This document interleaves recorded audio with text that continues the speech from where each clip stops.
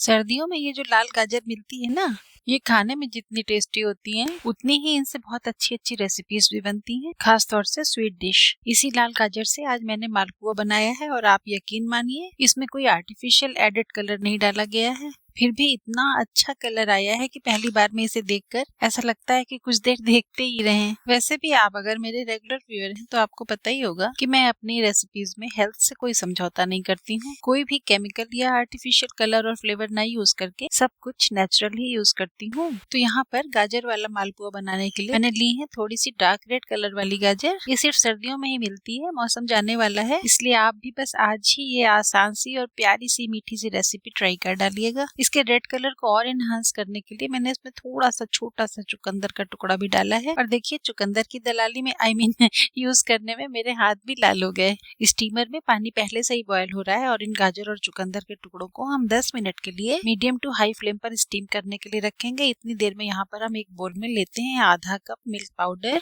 और इसमें आधा ही कप गुनगुना सा दूध लेकर इसको विस्क करते करते अच्छी तरह स्मूथली मिला लेंगे। दूध बहुत गर्म भी ना हो और बिल्कुल फ्रिज से निकला हुआ ठंडा भी ना हो, थोड़ा थोड़ा करके डालिएगा, मिलाते जाइए और डालते जाइए। अगर एक बार में सारा डाल देंगे तो हो सकता है कि लम्स पड़ जाएं।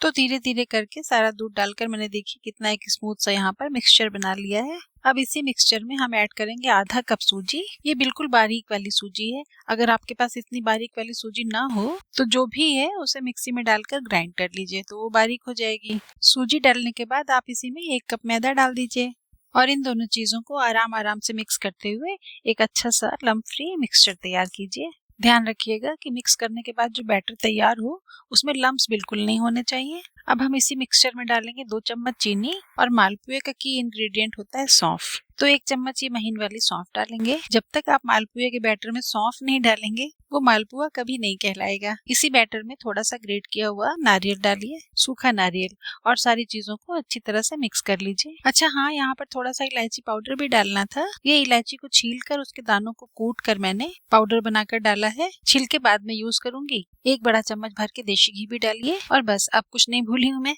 सारी चीजों को अच्छी तरह से मिक्स कर लीजिए। इसको ढककर थोड़ी देर के लिए एक साइड रखते हैं। तब तक हम थोड़े दूसरे काम कर लेते हैं। इधर हमने गाजर स्टीम करने के लिए रखे थे ना, तो आइए इसका स्टेटस देखें।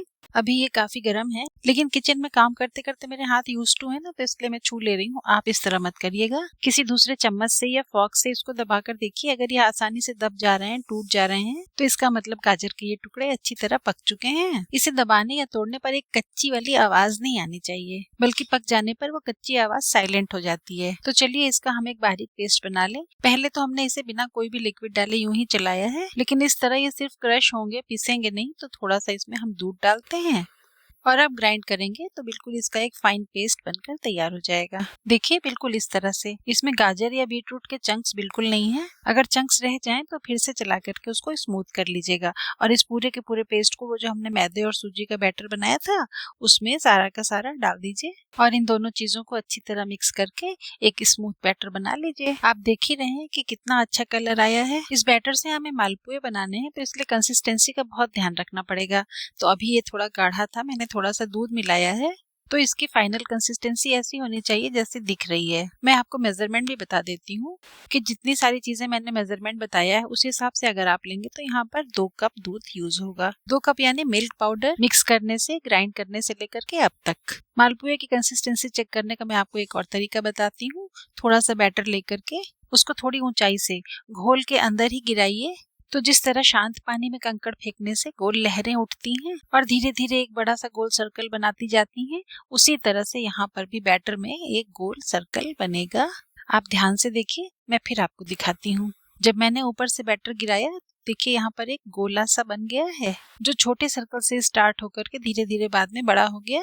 अगर आपका बैटर गाढ़ा है तो ये सर्कल बड़ा नहीं होगा, और अगर पतला है तो इस तरह से अच्छे शेप वाले सर्कल बनेंगे ही नहीं। पोहे की कंसिस्टेंसी चेक करने की ये टिप अगर आपको अच्छी लगी हो तो जरा सा हाथ रोक करके वीडियो को लाइक कर दीजिए। इस बैटर को कम से कम 1 घंटे के लिए रेस्ट करने के लिए रख दीजिए और मेरा चैनल भी सब्सक्राइब कर लीजिए। क्या ही बुरा है। और इतनी देर में हम यहाँ पर मालपुए के लिए चाशनी बना लेते हैं। तो मैंने यहाँ 2 कप चीनी ली। और आप सोच रहे होंगे कि ये ऑरेंज कलर का पानी कहाँ से आ गया। तो जो हमने स्टीमर में फिल्टर का साफ सुथरा पानी लिया था, हम उसे वेस्ट नहीं करेंगे। Save water save earth. हमारे पास तो बहुत पानी है, लेकिन आगे आने वाली जनरेशंस के लिए भी तो हमें पानी बचा कर रखना है। तो स्टीमर वाले पानी में से ही मैंने 2 कप पानी लेकर इसमें डाला, फ्लेम ऑन की, और जब तक चीनी मेल्ट ना हो जाए तब तक इसे चलाते ही रहना है, नहीं तो चीनी नीचे बैठकर जल जाती है। चाशनी का पानी जब बॉयल होना शुरू हो जाए तब हम इसमें थोड़े से केसर के धागे डालेंगे। और हमें इसकी एक गाढ़ी चिपचिपी सी चाशनी बनानी है, जैसे गुलाब जामुन की होती है। तो फ्लेम को मीडियम कर दीजिए और इसे बिना ढके हुए ही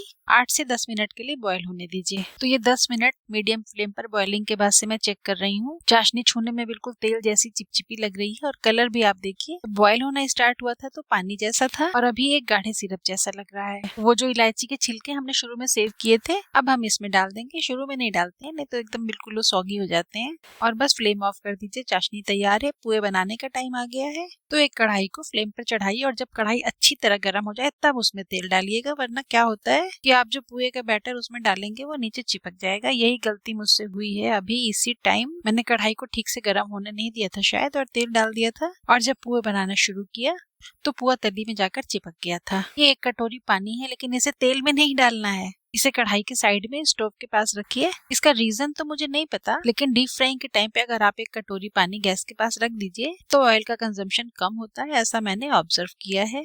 चाशनी वाला बर्तन हम बिल्कुल पास में ही रख लेंगे, क्योंकि गरम गरम पुए बनाकर ही हम चाशनी में सीधे डाल देंगे। कलछुल में थोड़ा सा बैटर लीजिए और गरम तेल में धीरे धीरे उसको डायरेक्टली डाल दीजिए। ये अपने आप ही मालपुए का शेप ले लेते हैं, लेकिन आपने देखा कि मैंने ठंडी कढ़ाई में तेल डाल दिया था, इसलिए इतना अच्छा शेप लेने के बावजूद पलटते टाइम कई टुकड़ों में टूट गया। ये वीडियो आपको दिखाना जरूरी था ताकि आप ये गलती ना करें। और अब मैंने कढ़ाई को ऐसे ही छोड़कर नॉनस्टिक पैन फ्लेम पर रख दिया है, और ये भी जब बहुत अच्छी तरह गर्म हो गया, तपने लगा, तब मैंने इसमें तेल डाला। तेल यानी रिफाइंड ऑयल। लोग देशी घी से भी मालपुआ बनाते हैं, लेकिन मैं रिकमेंड नहीं करती, क्योंकि देशी घी बहुत लो हीट पर ही जलने लगता है, तो उसमें सैचुरेटेड फैट्स की मात्रा बढ़ जाती है, जो हेल्थ के लिए बिल्कुल भी अच्छा नहीं होता है, कोलेस्ट्रॉल को बढ़ाता है। इसलिए मैं मालपुए हमेशा रिफाइंड ऑयल में ही बनाती हूँ। कोई भी ऑयल ले लीजिए, राइस ब्रान ऑयल, मूंगफली का तेल, सूरजमुखी का तेल। हाँ, सोयाबीन का तेल थोड़ा कम हेल्दी होता है, ये शायद अनहेल्दी ही होता है, तो उसको अवॉइड करिएगा। वैसे डॉक्टर्स कहते हैं कि तेल भी हमेशा बदल बदल के यूज करना चाहिए, क्योंकि सारे तेल परफेक्ट नहीं है। किसी में पूफा है, किसी में मुफा है, किसी में अनसैचुरेटेड फैट ज्यादा है या कम है। तो सारे फायदे लेने के लिए आप जब अपनी ग्रोसरीज की शॉपिंग करते हैं तो हर बार तेल बदल दिया करिए। आप अभी तक कौन सा तेल यूज करते हैं और क्यों यूज करते हैं, ये कमेंट में बताइए, ताकि और लोगों को भी कुछ अच्छी बातें जानने का मौका मिले। अच्छी जानकारियां छुपा के नहीं रखनी चाहिए, बल्कि बांटनी चाहिए। इसी तरह तो दुनिया चलती है। मालपुए की एक साइड जब सिक जाए, करीब 5 मिनट लगता है, इसके बाद आप इसको फ्लिप करिए। आराम आराम से 2 स्पैचुला की हेल्प से करिएगा, वरना मालपुआ टूट भी सकता है। फ्लिप करने के बाद करीब 2 मिनट के लिए इसको और फ्राई हो जाने दीजिए, और इसे फिर 2 स्पैचुला से दबा कर ही जो एक्स्ट्रा ऑयल है वो निकाल दीजिए। अच्छा, मालपुए 2 तरीके से बनते हैं। कभी कभी बैटर में ही भरपूर चीनी मिला दी जाती है, या कभी प्लेन बैटर से पुआ बना करके उसको चाशनी में डाला जाता है। मुझे पर्सनली लगता है कि चाशनी में डालना ज्यादा ठीक रहता है, क्योंकि इससे एक्स्ट्रा ऑयल एक तो हम लोग इस तरह दबा कर निकाल रहे हैं, और बाकी जो बचा रहता है वो चाशनी में निकल जाता है। तो इस तरह से मालपुए में ऑयल बहुत कम रह जाता है और खाते टाइम एक गिल्ट नहीं फील होता। आपको किस तरह का मालपुआ ज्यादा पसंद है, कमेंट में बताइएगा। देखिए, ये दोनों मालपुए तो चाशनी में गए। अब हम नेक्स्ट बैच में जब मालपुआ फ्राई करेंगे और वो पूरी तरह से जब तैयार हो जाएगा, चाशनी में डालने का टाइम आएगा, तो ये वाले मालपुए जो चाशनी में सोक हो रहे हैं, इनको हम निकाल कर बाहर रख देंगे। इन्हें बस इतनी ही देर चाशनी में रखना है, डालकर छोड़ना नहीं है। तो इस तरह से एक एक बैच मालपुए का चाशनी में सोक होता जाएगा, और जो पहले वाला था वो सर्व करने के लिए तैयार हो जाएगा। धीरे धीरे करके सारे मालपुए तैयार हो गए। चलिए अब इनको सर्व भी कर लेते हैं। सर्व करने के लिए आप इन्हें किसी चौड़ी प्लेट में रखिए। ये मालपुए पहले से ही चाशनी में सोक किए हुए हैं, लेकिन सर्व करने के टाइम पर थोड़ी सी चाशनी ऊपर से और डालिए। देखिए, मेरे हाथों से मालपुए सब अलग अलग साइज के बने हैं, लेकिन मुझे उम्मीद है कि आप बिल्कुल परफेक्शन के साथ एक साइज के सारे मालपुए बनाएंगे। अपने मनपसंद के कटे हुए ड्राई फ्रूट्स से इसको सजाइए, और आज ही इस मीठी सी प्यारी सी स्वीट सी रेसिपी को ट्राई करके इसका मजा लीजिए। डीप फ्राई होने के बावजूद इसमें ऑयल काफी कम है, इसलिए गिल्ट फ्री होकर 2-3 तो खाए ही जा सकते हैं। हम मिलते हैं नेक्स्ट वीडियो में। Bye bye, take care.